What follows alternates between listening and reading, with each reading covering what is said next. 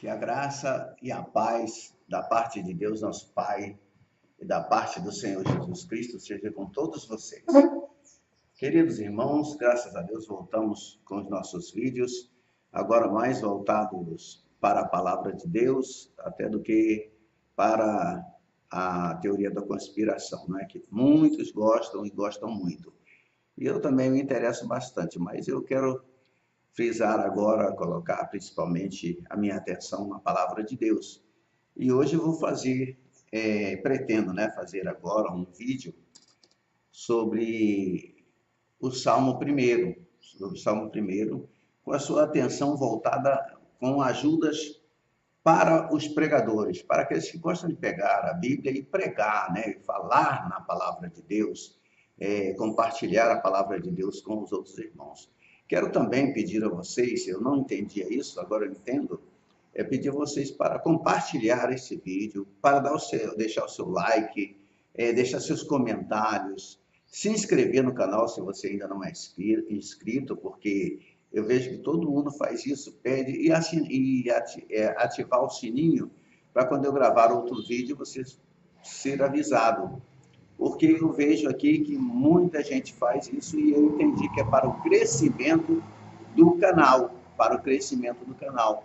Porque, na verdade, eu tenho aí, junto, desde a época que eu fazia vídeo junto com o Dr. Pedrosa, mais de 500 vídeos aí, e eu nunca ganhei nenhum dinheiro do YouTube, não, viu? Nunca ganhei, principalmente, né, porque os crentes acham que é demais assistir um estudo de 1 hora, né?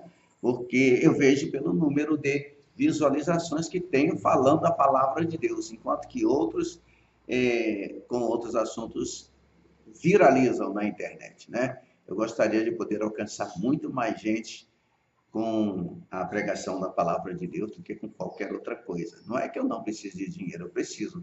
Tanto é que gostaria de ter uma câmera muito melhor do que é que eu tenho. Eu uso aqui a câmerazinha do meu notebook, né? E até que eu não posso dizer que sai tão ruim, não, mas poderia sair muito melhor se eu tivesse condições de comprar uma câmera melhor. Mas vamos deixar de história e vamos começar. O Salmo primeiro, eu vou ler o Salmo numa versão um pouco diferente da que vocês estão acostumados, mas que dá para entender muito bem, viu? No livro de Terlim, Salmos, primeiro, diz assim: abençoados são aqueles que rejeitam o conselho dos ímpios, não ficam no caminho dos pecadores, e nem se assentam com os escarnecedores. Sua alegria está na Torá de Adonai. Em sua Torá meditam dia e noite. Eles são como árvores plantadas junto aos ribeiros, que frutificam a seu tempo. Suas folhas nunca murcham. Tudo o que fazem é bem-sucedido. Os ímpios não são assim. São como joio espalhados pelo vento. Por isso, os ímpios não resistirão ao julgamento, nem os pecadores na congregação dos justos. Adonai vela pelo caminho dos justos, mas o caminho dos ímpios é a condenação. Apenas 6 versículos, né? Simples, vamos procurar comentar com vocês e deixar aqui algumas dicas para o pregador. Este salmo, ele é considerado o prefácio dos salmos, porque apresenta o conteúdo de todo o livro. E é desejo do salmista ensinar para mim e para você o caminho para a bem-aventurança e, inclusive, nos avisar sobre a destruição certa dos pecadores. Este, portanto, é o assunto do primeiro salmo, que, em certos respeitos, pode ser visto como o texto sobre o qual todo sobre qual o todo dos Salmos, o todo dos Salmos compõe um sermão divino. Eu tentei fazer uma live ainda agora, mas eu não sou muito acostumado, a minha internet aqui não é boa, aqui no Ceará, não é boa, então ela, no meio do estudo, caiu tudo e eu perdi. Tá aí, vocês vão procurar, eu não apaguei, mas eu resolvi então gravar para que vocês tenham o estudo completo. Tá? Este salmo, o salmo primeiro, ele consiste de duas partes, ele se divide em duas partes. Na primeira, do versículo 1 até o versículo 3, Davi expõe em que consiste a felicidade e a bem-aventurança de um homem piedoso. Fala também quais são os seus procedimentos e quais as bênçãos que receberá do Senhor. Na segunda parte, que quer dizer, do versículo 4 até o versículo 6, Davi contrasta o estado e o caráter daqueles que não têm Deus. Ele revela o futuro e descreve em linguagem impressionante o seu destino final. Aqui nós vamos procurar deixar algumas dicas para aqueles que gostam de saborear a palavra de Deus e de compartilhar com os outros irmãos ou com as outras pessoas, né? E por falar em compartilhar, quando terminar esse vídeo, compartilhe com os seus amigos, com seus irmãos, peça para que eles se inscrevam no nosso canal, para fortalecer o nosso canal, porque aí ele estando mais fortalecido, o próprio YouTube vai indicar, vai colocar ele lá entre os vídeos indicados e as pessoas poderão crescer com a palavra de Deus. Você pode se inscrever, pode deixar seus comentários, pode ativar o sininho para que quando chegar o momento de eu lançar outro vídeo, você ser informado e você me ajudar a disseminar a palavra de Deus. Então vamos para as dicas, né, para aquele que gosta de espalhar a palavra de Deus, para o pregador, né? No verso 1, que diz: bem-aventurados aqueles que rejeitam o conselho dos ímpios, não ficam no caminho dos pecadores, nem se sentam com os escarnecedores. E é uma palavra que pode fornecer um texto ótimo sobre, você quer pregar? Dá um título: o progresso no pecado, ou a pureza do cristão, ou a bem-aventurança dos justos. E sobre a bem-aventurança dos últimos, se você gostou desse título, fale do crente como sendo abençoador. Ou melhor, como sendo não só abençoador, mas como ele sendo abençoado. Para ele ser abençoador, ele tem que ser abençoado, não é verdade? Ele precisa ser abençoado para ele ser abençoador. Então ele é abençoado aí por Deus, ele é abençoado em Cristo, ele é abençoado com todas as bênçãos, com todas as bênçãos. Ele é abençoado em todas as circunstâncias, né? Olha só, é uma bênção completa. Ele é abençoado através do tempo e da eternidade, até o mais alto grau. O verso 1, ele ensina para nós, ouviu, pregador? Uma pessoa, ele ensina para uma pessoa piedosa que ela deve precaver-se das opiniões, da vida prática e da companhia dos pecadores. Ora, se você quer uma direção, um conselho para alguma coisa que você vai fazer, por que você vai pedir essa opinião de quem não teme a Deus?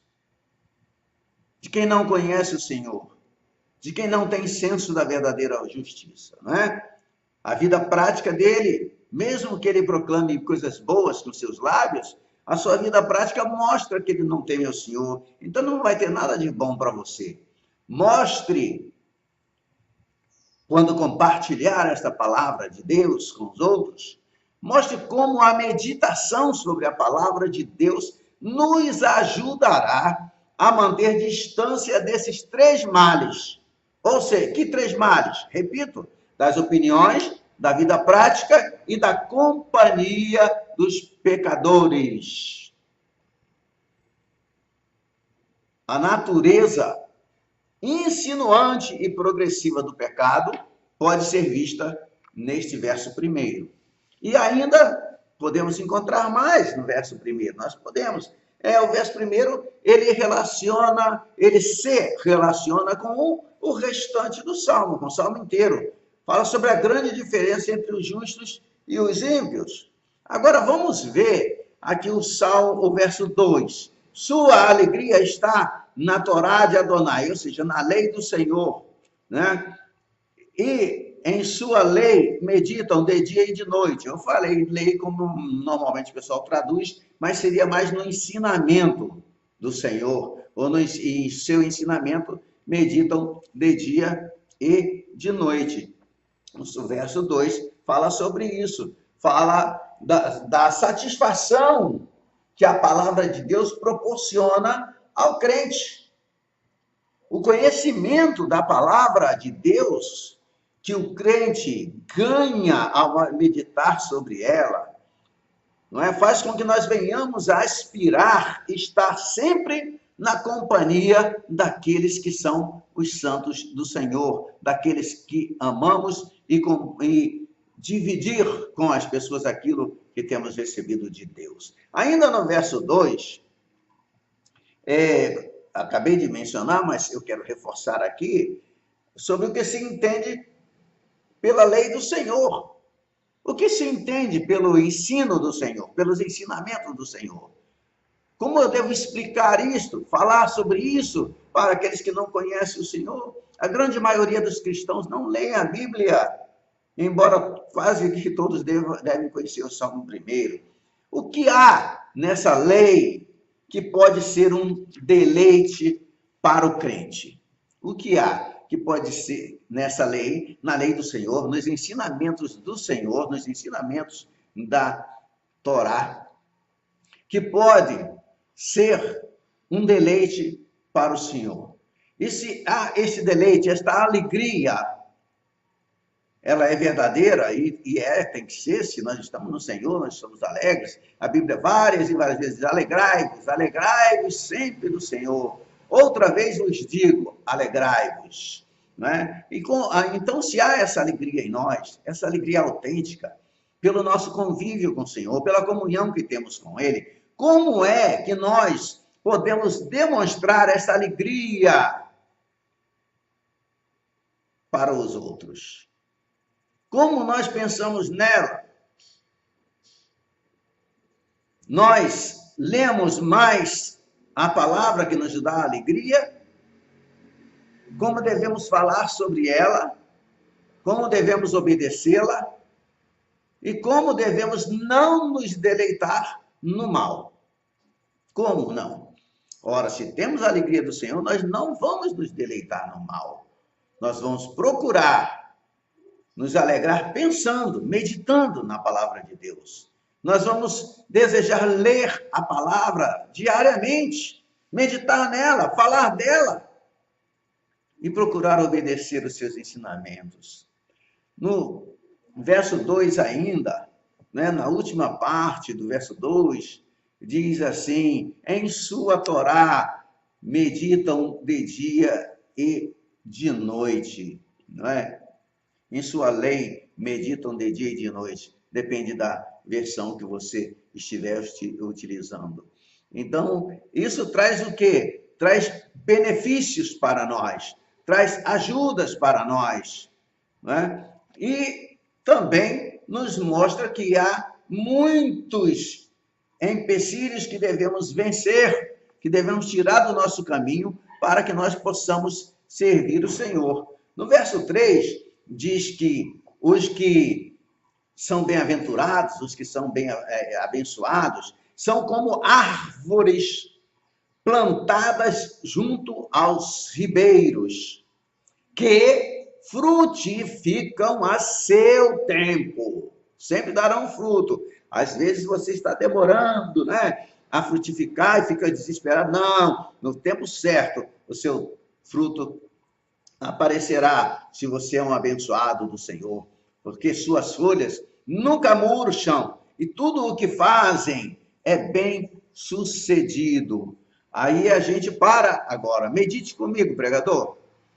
A árvore frutífera, não é? Como a árvore frutífera que está plantada junto às ribeiros. Espera aí, onde é que ela cresce? Como essa árvore chegou lá? Como? Quanto produz? Se a gente for olhar nos evangelhos, 30, 60 e a 100 por um. E como ser igual a ela? No verso 3 diz bem claro que ela é plantada. Onde cresce? Eu perguntei agora há pouco. Então o verso 3 mesmo responde: plantada à beira de águas correntes. Ou seja, isso mostra para nós a origem da vida cristã. A nossa vida foi plantada por Deus. Nossos dias foram escritos por Deus quando nenhum deles ainda havia. Veja o Salmo 139, verso 16. Deus nem pensava em criar os céus e a terra, mas já estava escrevendo o nosso nome no livro da vida. Os riachos sustentam essa árvore plantada ali junto aos ribeiros. E nós também podemos ver sobre o fruto que se espera dela. Todo aquele que é abençoado pelo Senhor produzirá frutos. E a gente pode ainda ver nesse versículo 3, veja bem, a influência da religião sobre a prosperidade. Por quê? Porque fala sobre a natureza, as causas, os sinais e os resultados da verdadeira prosperidade. Nós não somos contra a prosperidade, contra o crente ter vida próspera. Nós sabemos que o crente deve ter vida próspera, mas eu estou agora falando não de uma prosperidade passageira, efêmera, não, mas da verdadeira prosperidade. Porque o Salmo fala de frutos que serão dados no tempo certo. E que frutos são esses que aparecem no tempo certo? Primeiro, as virtudes a serem mostradas em certos tempos. Tá ok? Que virtudes são essas? Paciência na aflição. Olha, que fruto difícil, hein? E só aparece mesmo no tempo certo, no tempo da aflição, é que a gente pode mostrar a paciência. Outro, gratidão na prosperidade. Você tem sido abençoado financeiramente? Você tem sido abençoado com saúde? Você tem sido abençoado na sua família, no seu trabalho, por onde quer que você seja? Então, produza o fruto da gratidão. Outro fruto é o zelo na oportunidade. Deus te deu oportunidade de prosperar? Zele por isso. Deus te deu oportunidade de ter mais comunhão com Ele? Zele por isso. Deus te deu oportunidade de pregar com poder a palavra de Deus? Zele por isso. De ter uma família abençoada? Zele por sua família. E ainda diz o Salmo, suas folhas nunca murcham, no verso 3. Ora, o que eu posso entender sobre as folhas nunca murchar? Ou nunca murcharem? É a bênção. Eu posso pensar agora na bênção de manter um testemunho que não murcha. O nosso testemunho sempre estará de pé.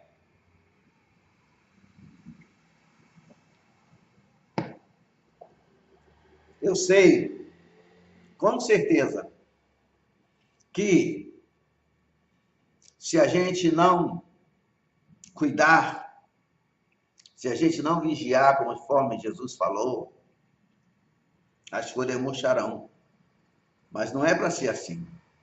Cujas folhas nunca murcham, não murcham. precisamos manter o testemunho que não murcha.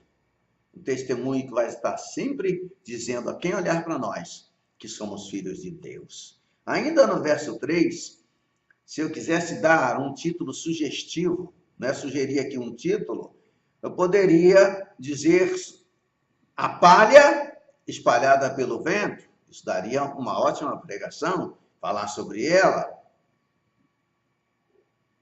O pecado provoca contradição em cima de cada bênção.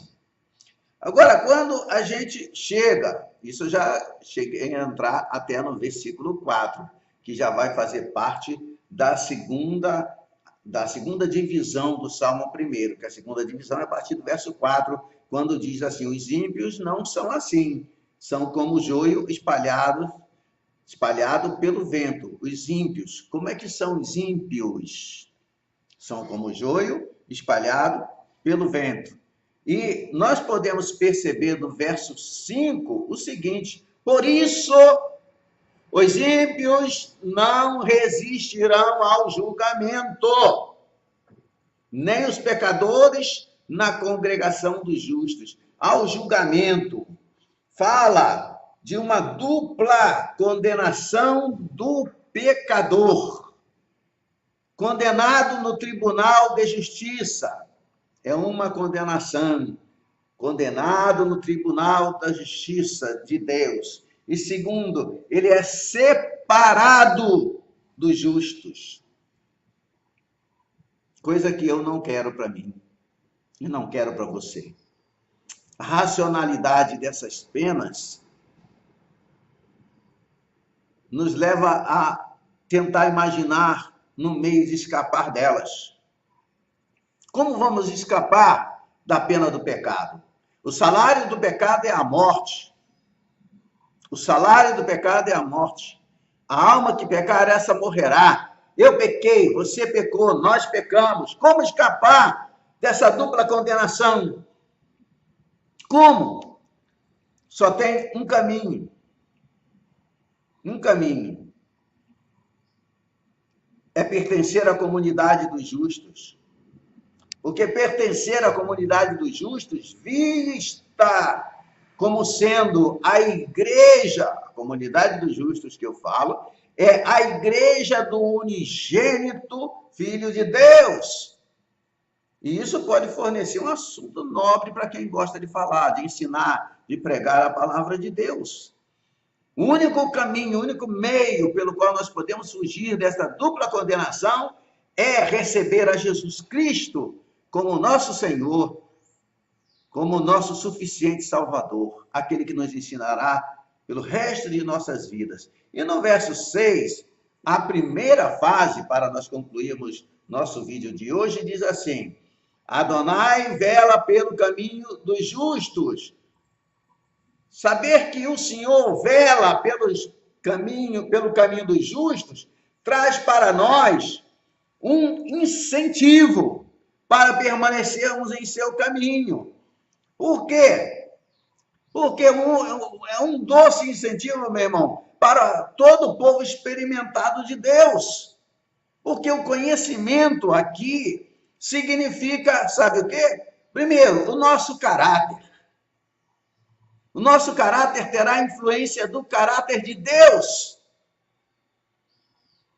É um caráter que traz conhecimento de observação e aprovação. Eu olho, eu observo e vejo se aquilo está aprovado para a minha vida e para a vida dos outros.